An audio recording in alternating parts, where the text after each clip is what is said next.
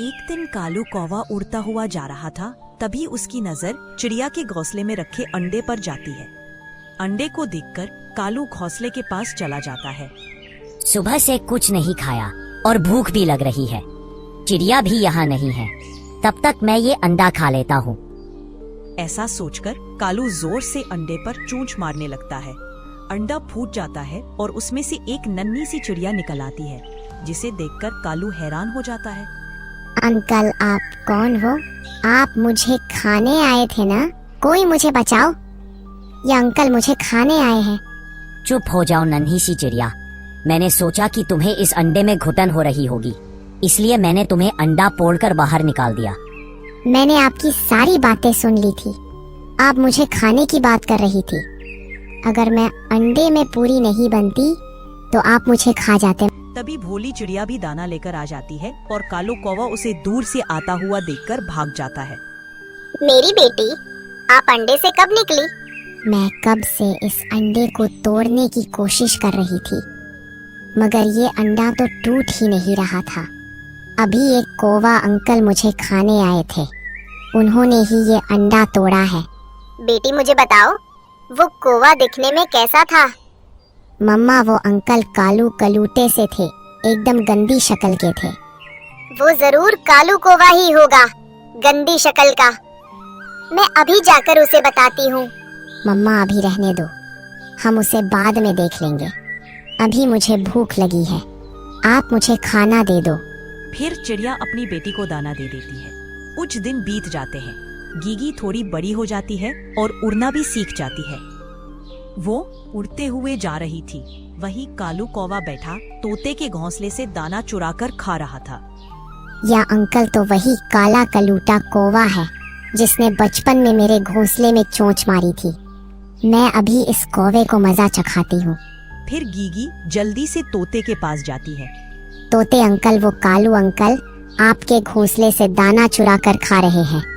आप जल्दी जाओ, नहीं तो वह सारा दाना खा लेंगे। यह सुनकर तोता गुस्से में अपने घोंसले की तरफ जाता है और गीगी भी उसके पीछे पीछे चली जाती है। तोता पीछे से जाकर कालू की पूंछ पर एक डंडा लगा देता है। यह देखकर गीगी हंसने लग जाती है। तोते भैया, मेरी पूंछ पर अब मत मारना, नहीं तो मेरी पूंछ टूट जाएगी। अगर ये छोटी चिड़िया मुझे नहीं बताती तो तुम तो मेरा सारा दाना ही चट कर जाते। छोटी सी चिड़िया, अगर मैं तुम्हें अंडे से बाहर नहीं निकालता तो ही अच्छा था। फिर कालू गुस्से में अपने घर की तरफ चला जाता है। एक दिन कालू एक अमरूद में छोटा सा छेद करके उसमें कनकड़ियां डाल रहा था। गीगी एक जगह बैठी उसे ध्यान से देख रही थी। कालू अंकल जरूर किसी से शरारत करने वाले हैं, मुझे इनके पीछे जाकर देखना होगा। फिर कालू वो अमरूद लेकर वहाँ से उड़ता है और गीगी भी उसके पीछे चली जाती है। कबूतर मेरे प्यारे भाई, ये देखो, मैं आपके लिए मीठा फल लेकर आया हूँ। मैंने थोड़ी देर पहले ही दाना खाया था। तुम ये अमरूद यहीं रख दो, मैं इसे बाद में खा लूंगा।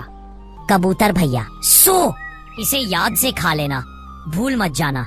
फिर देखना इसे खाने में तुम्हें कितना मजा आएगा।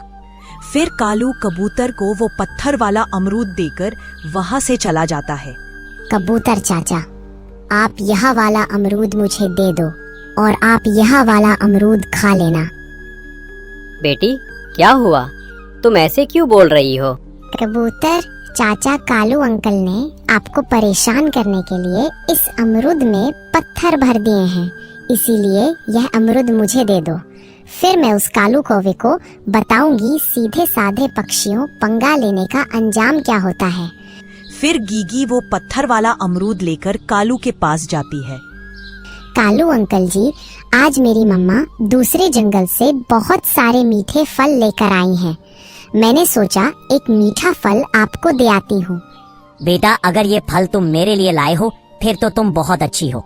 हाँ कालू अंकल, अब आप जल्दी से यह फल खा लो, आपको भूख लगी होगी। फिर जैसे ही कालू अपनी चोंच अमरूद के फल पर मारती है, उसका तो पूरा मुंह झंझना जाता है। यह देखकर गीगी बहुत जोर से हंसने लग जाती है। कालू अंकल, यह वही सेब है जिसमें आपने कबूतर अंकल के लिए पत्थर भरे थे और आपको उल्लू बनाने में मुझे बहुत मजा आया। फिर कालू गीगी के पीछे पड़ जाता है, मगर गीगी तो उड़ने में बहुत तेज थी। वो वहां से भाग जाती है। अब मुझे इस छोटी चिड़िया का कुछ तो करना पड़ेगा, नहीं तो ये मुझे ऐसे ही परेशान करती रहेगी। ऐसा सोचकर कालू एक बुरी चील के पास जाता है। चील दीदी, मेरे जंगल में एक छोटी सी चिड़िया रहती है, वो मुझे पूरे दिन परेशान करती है। तुम जाओ और उसका घोंसला तोड़ दो। कालू, तुम चिंता न करो, मुझे उसके घोंसले की कोई निशानी बता दो, फिर मैं अभी जाकर उसका घोंसला तोड़ आती हूँ। चील दीदी, उस चिड़िया के घोंसले में एक लाल रंग का फूल लगा हुआ है, तुम जाके उसका पूरा घोंसला तहस नहस कर डालो। तो कालू अंकल मेरा घोंसला तोड़वाना चाहते हैं, मगर वो नहीं जानते मुझे भी गीगी कहते हैं।